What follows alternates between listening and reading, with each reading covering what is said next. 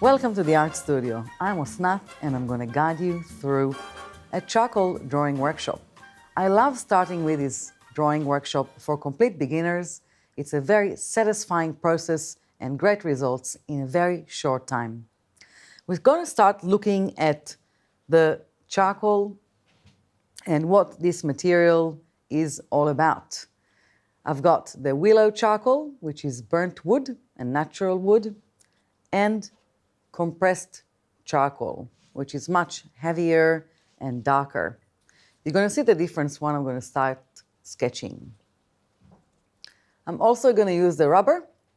It's a very good tool to draw with and bring in your highlights and whites back into the paper.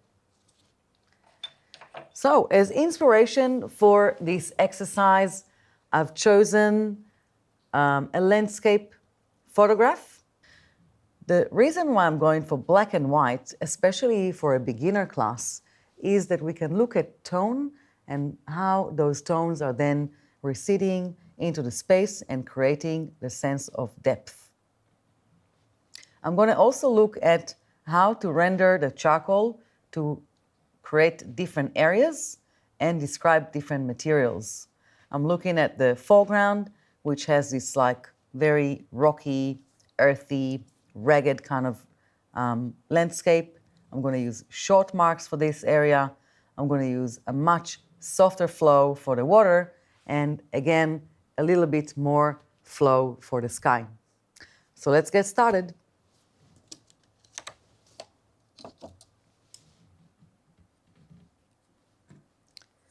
Willow charcoal is a beautiful material.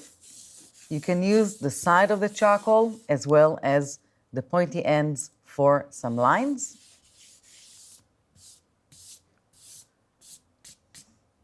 So I'm starting with putting some tone on my paper.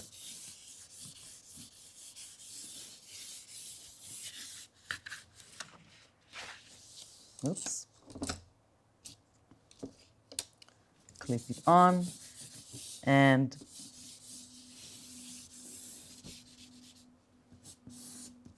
putting in tone and starting to press a little bit more so I can get a darker application. I can also use my fingers to rub and smudge and push the charcoal into the page to give it a different texture. I can then keep adding more layers on top. So with every artwork, painting or drawing, we're always looking at layers. We're going to start very lightly, creating a composition, and then we're going to start layering and adding more as we go.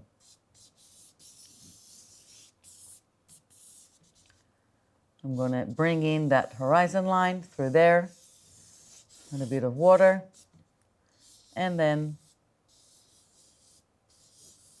the mountain range,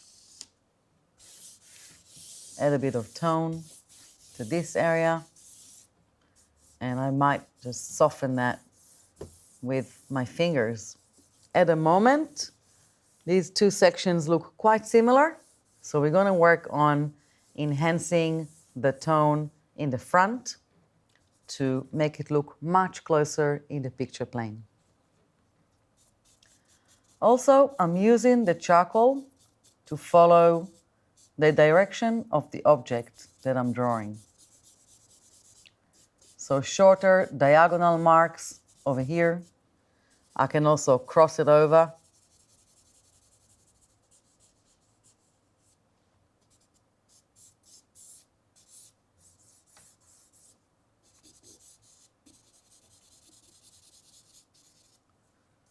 Really beautiful and soft.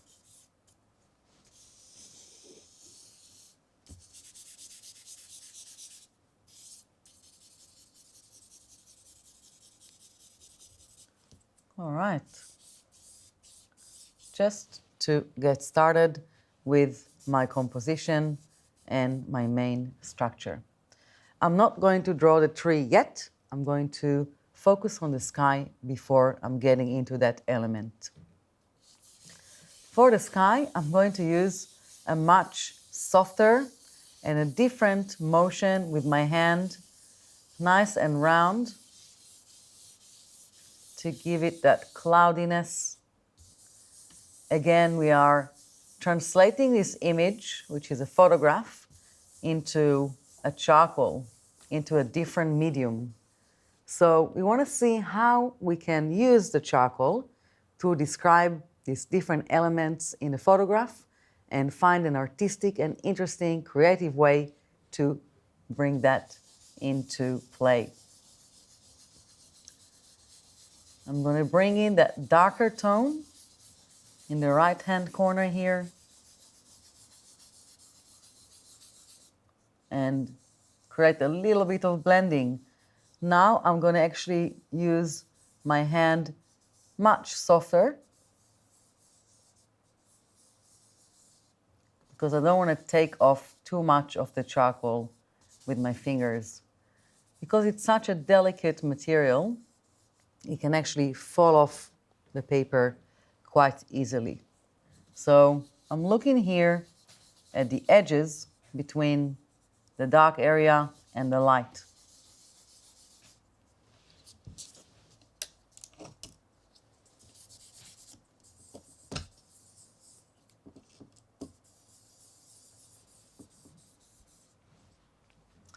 Now, to bring in those clouds, I actually want to put some stuff on first. So then I can get into my rubber. This was a white rubber once before it started collecting charcoal. So you can just use any rubber.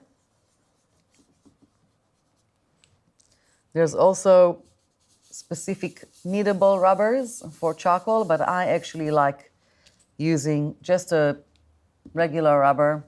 I find that it actually rubs and create like a nice opening into the light. So even though this area seemed quite light in the picture, I still want to put some stuff on there so I can then take it off and then rub it off. Or basically draw the clouds with the rubber, using the rubber as a drawing tool rather than fixing a mistake tool. So I'm starting to get a little bit of energy here in the sky.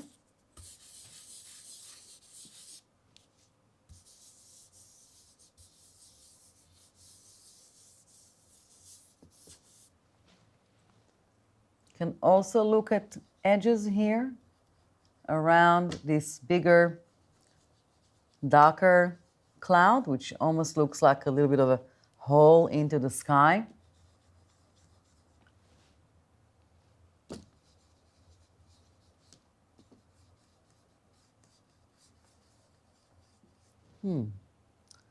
Okay. I'm going to go back into this area here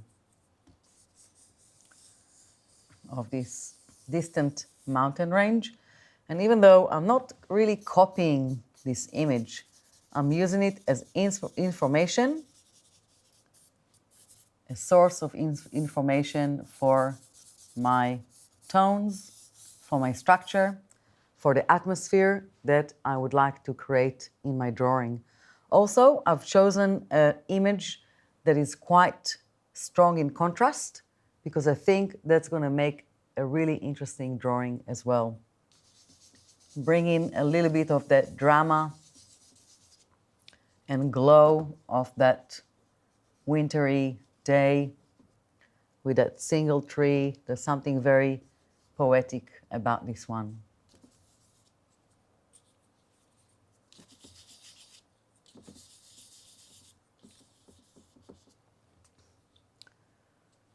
All right, maybe I can add a little bit more depth around here.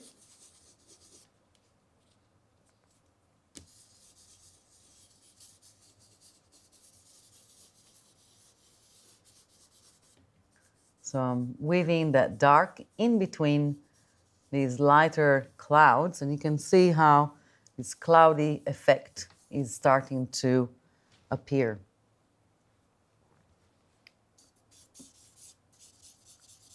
Darken this area a little bit, especially around the edges. And also, even though they're far away, those mountains, I want to make this edge a little bit more irregular. So it's not just like curve, which will make it a little bit more generic. We want to give it some more character.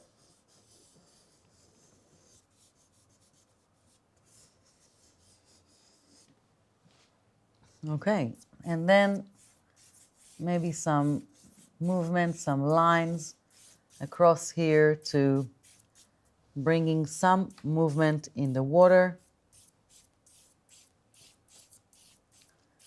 So I'm just following each area with the feel, the energy, and the rhythm that I would like to bring in there.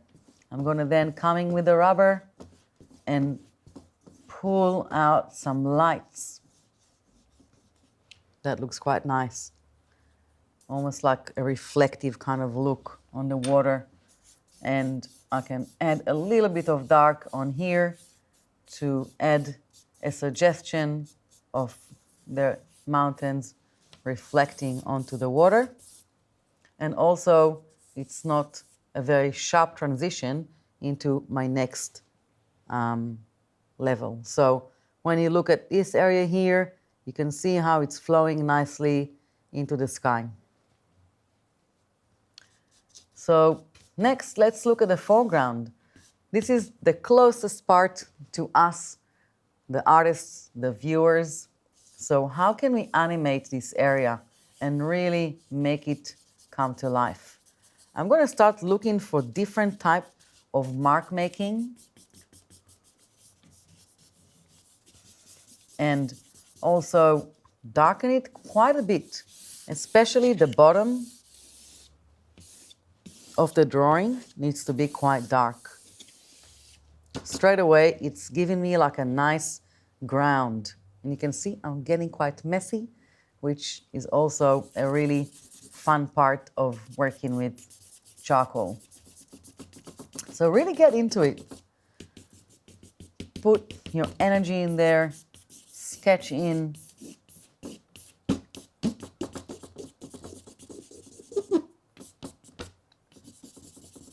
I'm also darkening it by adding all these layers of marks, but also creating a little bit of texture or the illusion of this area being more textured, more rough. There's a bit more energy in the line.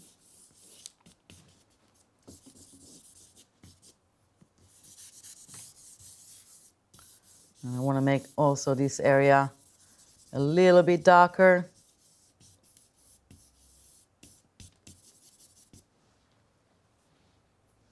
To separate it from the water and the other areas around, to make it look unique.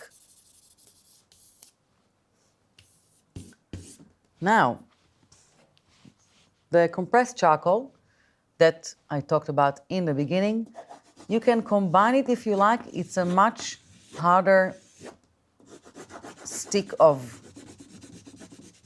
man-made synthetic, very dark charcoal. So it doesn't change and rub. You can see when I'm pulling my fingers across, I can blend it a little bit and I can bring in this beautiful dark tone. So it does actually go blacker. There's also a little bit of warmth to that one.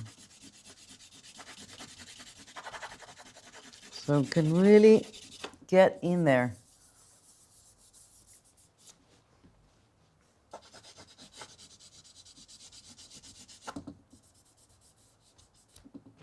So even when I'm rubbing, I'm actually not getting rid of lines. They're still there.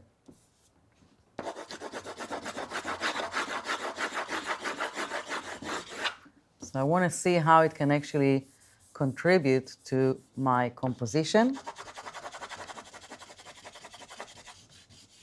Maybe look at like kind of some rocks. Yeah, so you can see how it stands out on top of the more grayish tone of the willow charcoal.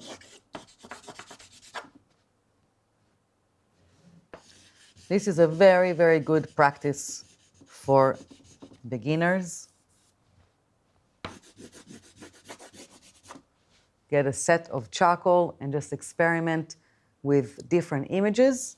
What you want to look for is something with a foreground, background, and midground, so you can work on the idea of creating depth and space in your drawing, as well as different materials, as here I have like the land, the water, the sky, so I can experiment with different types of mark making and effects that I'm creating with the charcoal. Some artists use the charcoal very roughly, very messy, very sketchy, and allowing this material to just be kind of as it is, charcoal. And some artists use it very realistically and even draw like super realism, photographic images with very fine detail. So with every material, it really depends where you're taking it and what you want to do with it. What I'm showing here today is more energetic, messy, sketchy type of charcoal drawing. When we look at tone, and it's good to get started with black and white, because when we're getting into painting and color, things are becoming a little bit more complex, and the idea of tone is becoming a bit more complex as well. So it's really good to get started with grays. You can easily see the range of grays, which one is the darkest, mid-tone, and light, and then imitate that with your sketching. So I think I'm getting into that fun part of the beautiful poetic tree. I'm going to start with the willow charcoal. It also comes in different thicknesses. So I can start with a thinner line,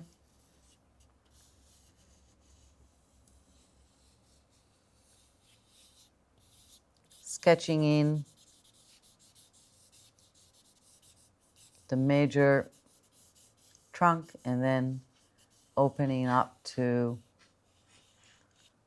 those branches. Again, it doesn't have to look exactly like that one. You can just find your own way of expressing this tree in your drawing.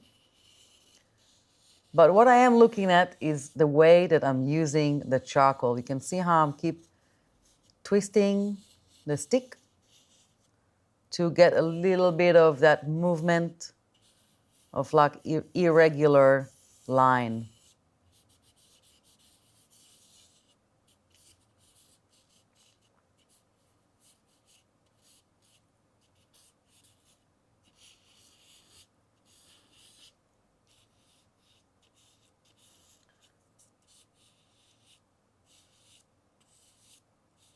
And you can also make it very, very light. Just a little bit of a ghostly line behind. So we're allowing this layering happening, and some lines are going to come more in the foreground and some are going to be more in the background.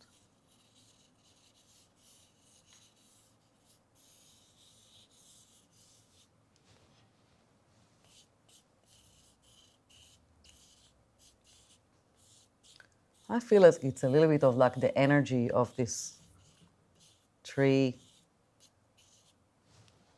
moving in the wind.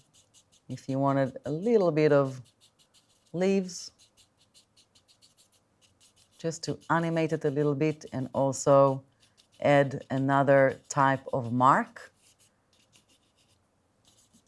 which will add some movement.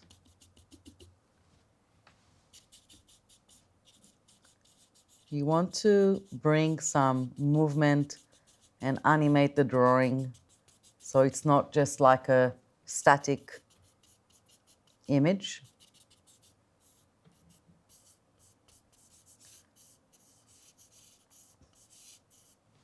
Now I can also use the synthetic charcoal to make that even darker,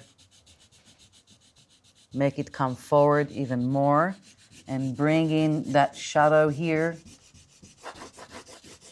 into the foreground. Shadows are great in drawings.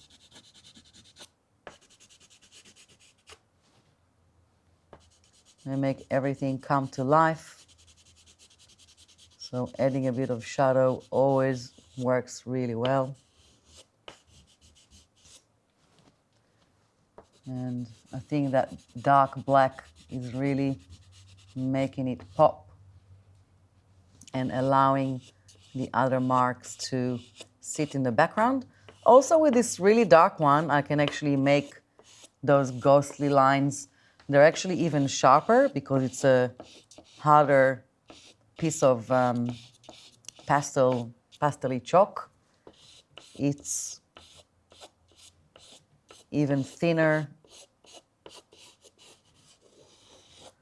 and that will add another type of line to the drawing.